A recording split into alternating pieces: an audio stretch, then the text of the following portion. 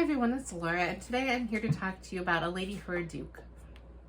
I am very happy that I am getting the chance to talk about this book more in an individual video because I've just recently finished editing the video for my June wrap-up, and it was very late and I was very tired when I had filmed. I did a horrible job of my summary and I misgendered poor Viola a few times, so I'm going to get it right in this video. So this is a story about Viola Carroll, Viola, and she was born as the Viscount Marley, and she knew from a very young age that that was not her true self, that was not the body that she belonged in. But the time that she was in, she really didn't think of what other options were available to her. She just felt smothered and stifled in her life. And she had a very close childhood companion that grew into her dearest friend, who was the Duke of Gracewood. It says on the back that his name was Justin DeVere, but she never really calls him Justin. She calls him Gracewood. But they are the closest of companions, and they go off to fight in Waterloo. Both are severely injured, and Viola is presumed dead. And she is taken in by a lovely couple where she meets someone like her. And that is when the world of possibilities opens up to her, and she decides that no, I'm going to fight hard, recover, and live as my authentic self. So she, despite her fear and trepidation, she makes her way back to her family and her brother, who is the new Viscount Marley, and she is thankfully accepted by him and his wife, the Lady Marley, and she is kept now as the Lady Marley's female companion. And a while has passed. I believe they said it was 2 years or so since her presumed death. And the Lady Marley is in correspondence with the Duke of Gracewood's younger sister, and through her correspondence, she is worried about the Duke of Gracewood and tries to convince Viola that they need to go and check on him because the details that his sister is sharing in the letters is a little disturbing. And so Viola is rightly terrified because this is her closest friend, and while she is lucky that her brother and her sister-in-law accept her and give her a comfortable home, she realizes that society at large at this time won't accept her, and she's basically terrified of being seen and interacting with people in society in general, and if the truth comes to light, what troubles might result. And she really thinks fondly of Gracewood, and I think she's terrified of rejection by him in any form and would just rather have the unknown hanging over her instead of definitively knowing what his thoughts about her are.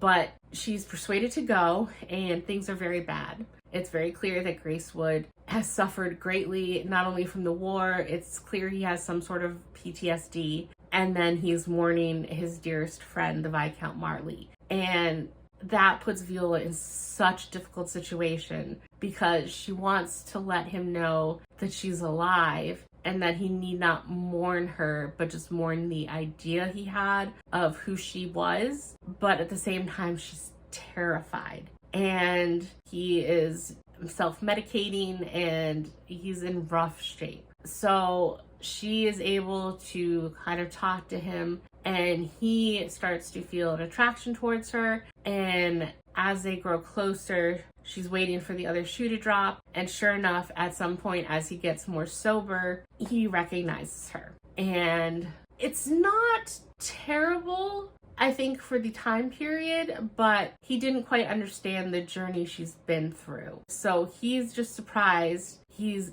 upset that she didn't tell him. More than anything, he is upset at this point that he mourned for so long for someone who is alive. And he feels betrayed that she had the power to ease his mind on that front, not fully understanding the absolute terror that Viola is feeling in this situation, and just how difficult it is, what he thinks would be an easy thing. Like she could just pop back up and be like, don't worry, I'm fine, I'm alive, and things would be peachy. So it's not like he is disgusted by her. And I think, like I said, for the time frame, it is more of a realistic approach of someone who's not being malicious, but who doesn't quite understand at first.